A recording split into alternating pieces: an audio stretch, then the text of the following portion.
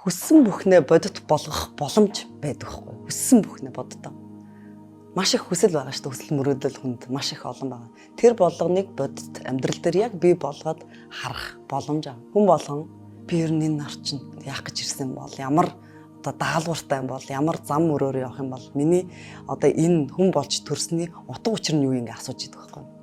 Хүн бүрийн даалгавар ондоо. Хүн бүрийн явах замууд нь ондоо байхгүй. Тэгтээ тэр нь миний дотор байж л байгаа.